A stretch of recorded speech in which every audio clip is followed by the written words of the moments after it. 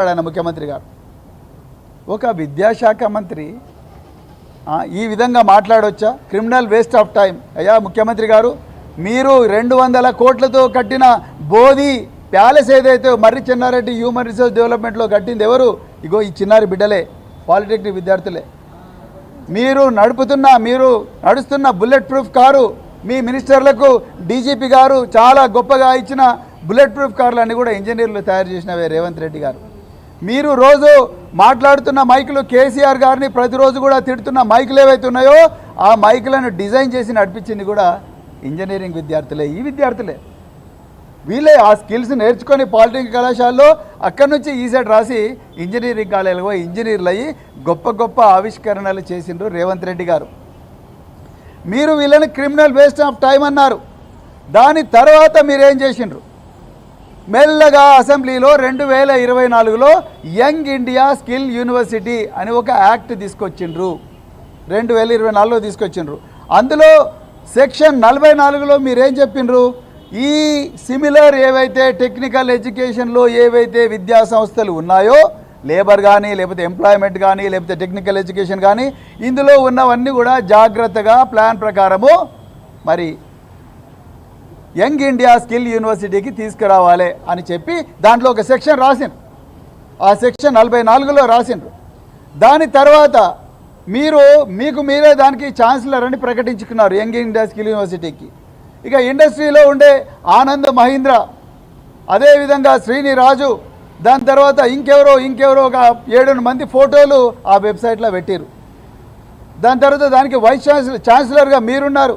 Vice ఛాన్సలర్గా Subbarao అని ఒక Indian economic service నుంచి వచ్చిన అధికారిని దాంట్లో పెట్టి ఇంకా మేము ఇక్కడ నుంచి స్కిల్లింగ్ చేస్తామని 5 రోజుల కోర్సు ఉంటుంది, 2 వారాల కోర్సు ఉంటుంది, 3 నెలల కోర్సు ఉంటుంది, అదేవిధంగా 6 నెలల కోర్సు ఉంటుంది. అంటే ఈ కంపెనీలకు, హైదరాబాద్ చుట్టుపక్కల ఉండే కంపెనీలకు కానీ దేశంలో కానీ కంపెనీలకు కానీ ఎవరన్నా ఎంప్లాయీస్ కావాలంటే, లేబర్ కావాలంటే, స్కిల్డ్ లేబర్ కావాలంటే ఎవరైనా కూడా అక్కడికి పోయి స్కిల్లింగ్ చేసుకొని వాళ్ళు ఉద్యోగాలు తెచ్చుకోవచ్చు. అంటే ఇండైరెక్ట్గా చెప్పాలంటే కంపెనీలకు ట్రైనింగ్ చేసే పరిస్థితి లేదు. ఆ డబ్బులు ఎందుకు వేస్ట్ చేయడం? మనం స్కిల్ యూనివర్సిటీ నుంచే మన తరపున కంపెనీలు, ఆ యూనివర్సిటీ ట్రైన్ చేస్తుంది కదా అని చెప్పి కంపెనీలకు సాయం చేయడం కోసం మీరు యంగ్ ఇండియా స్కిల్ యూనివర్సిటీ తీసుకొచ్చిండ్రు. నో ప్రాబ్లం, తీసుకురండి. మీరు పబ్లిక్ ప్రైవేట్ పార్ట్నర్షిప్ అన్నారు, తెచ్చుకోండి, నో ప్రాబ్లం. కానీ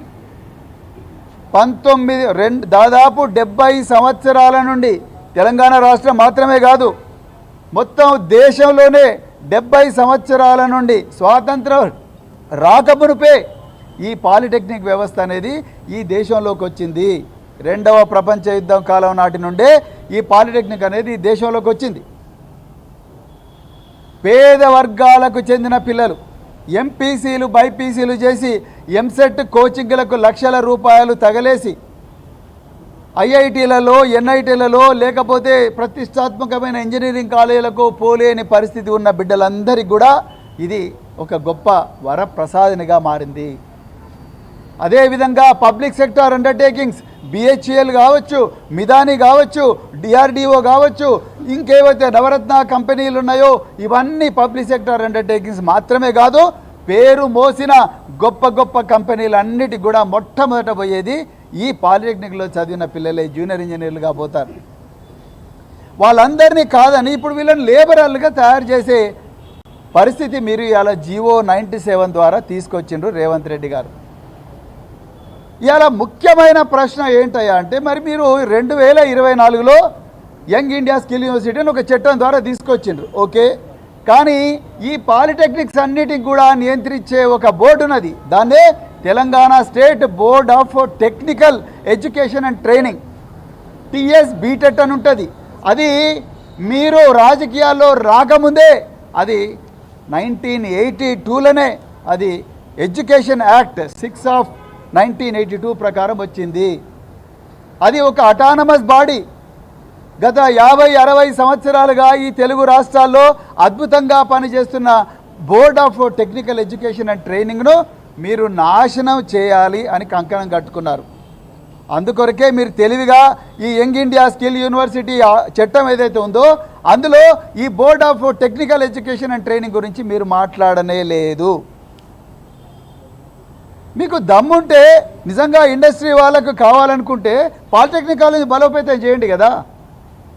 మీరు మీ గ్రీన్ఫీల్డ్ రోడ్డు 4,000 కోట్లతో నేస్తున్నారు కదా, ఆ 4,000లో 400 కోట్లు ఈ పాలిటెక్నిక్ కాలేజీలకు ఇవ్వండి కదా, బాగుపడతాయి. నిన్న మీ సీనియర్ మీరు అంటున్నారుగా తెలంగాణలో 2 మేధావులు ఉన్నారని. ఒక మేధావి చనిపోయాడు, ఇంకో మేధావి బతుకున్నాడు. ఆ మేధావే కేశవరావు. ఈ ఆకునూరు మురళీ కమిషన్ రిపోర్టు ఏదైతే చెప్పిందో దాన్ని ఇంప్లిమెంట్ చేయడం కోసం మీరు అడ్వైజర్గా ఈ తెలంగాణ మేధావులకే మేధావైన అపర మేధావి మీరు కేశవరావు అంకుల్ని పెట్టుకున్నారు. ఆ కేశవరావు అంకుల్ నిన్న ఈ పాలిటెక్నిక్ కాలేజ్ విద్యార్థులను పిలిపించి భయపెట్టిస్తాడా? ఒక తాతగా ఉండాల్సిన కేశవరావు గారు ఈ చిన్నారి బిడ్డలను మనవల్ లాంటి వాళ్ళని వాళ్ళందరినీ భయపెట్టించి ఇగో నడవదు, మీరందరూ కూడా పోవాలి, మా దగ్గర డబ్బులు లేవు, అందుకొరకు మేము తెలంగాణ స్కిల్ యూనివర్సిటీ పెడుతున్నాం, అందులోనే మీరు పోయి చదవాలని భయపెట్టిస్తున్నారు ఫ్యాకల్టీ మెంబర్లను, విద్యార్థులను. ఇదేనా మీరు చేయాల్సింది కేశవరావు గారు? మీ ముఖ్యమంత్రి గారు ఒక హెలికాప్టర్ ఉండగానే 111 కోట్లతో ఇంకొక హెలికాప్టర్ కొన్నాడు కదా, ఆ హెలికాప్టర్కి పెట్టిన డబ్బులన్నా ఈ పిల్లలకు పెడితే వాళ్ళు బాగుపడతారు కదా. మీరు ఒక్కొక్క పబ్లిక్ మీటింగ్ కేసీఆర్ గారిని, కేటీఆర్ గారిని, హరీష్ రావు గారిని తిట్టడం కోసం, బీఆర్ఎస్ పార్టీని తిట్టడం కోసం, బూతులు మాట్లాడడం కోసం, ఇక్కడ పిల్లలు ఉన్నారు కాబట్టి అవన్నీ నేను మాట్లాడలేను, ఆ బూతులు మాట్లాడడం కోసం ఒక్కొక్క మీటింగ్కు 10 కోట్ల నుంచి 15 కోట్లు పెట్టి గత 6 నెలలుగా మీరు మీటింగులు పెట్టి తిడుతున్నారు కదా. ఆ డబ్బులన్నీ ఈ రామంతపూర్ పాలిటెక్నిక్ కానీ, లేకపోతే మరి ఇంకో మాసప్ ట్యాంక్ పాలిటెక్నిక్ కానీ, లేకపోతే లెదర్ పాలిటెక్నిక్ కానీ, కృష్ణదేవరాయ పాలిటెక్నిక్ కానీ, 58 గవర్నమెంట్ పాలిటెక్నిక్ కానీ, లేకపోతే ఇంకా కొన్ని ప్రైవేటు పాలిటెక్నిక్ కానీ వాళ్ళందరికీ ఇస్తే పిల్లలు బాగుపడతారు కదా ముఖ్యమంత్రి గారు. మీరు ఇప్పుడు మంచిగా హాయిగా లండన్లో ఉన్నారు, దాని తర్వాత అమెరికా పోతారు, ఈ పిల్లలేమో రోడ్ల మీద కన్నీరు మున్నీరుగా వెలిపిస్తున్నారు. అసలు మిన్నసోటాలో జార్జ్ ఫ్లాయిడ్ను ఎట్లయితే గొంతు బిస్కి ఒక పోలీస్ ఆఫీసర్ చంపేసిండో ఆ విధంగా జాటోత్ రాజేష్ అనే పాలిటెక్నిక్ విద్యార్థిని చంపే ప్రయత్నం మీ ఆధీనంలో పనిచేస్తున్న పోలీసులు చేసిండ్రు. వాళ్ళ మీద తప్పనిసరిగా మీరు చర్యలు తీసుకోవాలి. జీవో నెంబర్ 97 తర్వాత పాలిటెక్నిక్లో పనిచేస్తున్న ఉపాధ్యాయుల పరిస్థితి ఏంది? మీరు పబ్లిక్ ప్రైవేట్ పార్ట్నర్షిప్ అన్నారు. పబ్లిక్ ప్రైవేట్ పార్ట్నర్షిప్లో రేపు ఆ కంపెనీలు మాకు నష్టాలు వచ్చినాయని వాళ్ళు వెళ్ళిపోతే ఆ ఉపాధ్యాయుల పరిస్థితి ఏంది? వీళ్ళ పరిస్థితి ఏంది? వీళ్ళందరూ రోడ్ల మీద పడరా? ఇప్పుడు వీళ్ళు పాలిటెక్నిక్ కంప్లీట్ చేసి వాళ్ళు ఇంజనీరింగ్ పోతే మీకు వచ్చే నష్టం ఏంటి? సింగపూర్ చూడండి, జర్మనీ చూడండి, సౌత్ కొరియా చూడండి, మిగతా ఏ దేశాలైనా కూడా పాలిటెక్నిక్ కంప్లీట్ చేసిన తర్వాత కూడా హయ్యర్ ఎడ్యుకేషన్ పోయే అవకాశం అన్ని దేశాలు ఇచ్చినాయి. మీరు తెలంగాణలో ఎందుకు ఆపుతున్నారు రేవంత్ రెడ్డి గారు? మీరు తెలివిగా ఈ ఆకునూరు మురళికి ఏం రాయమని చెప్పి మీరు ఏం రాయమని చెప్పినారో అదే రాసిండు ఆయన కూడా. ఈ పాలిటెక్నిక్ వాళ్ళు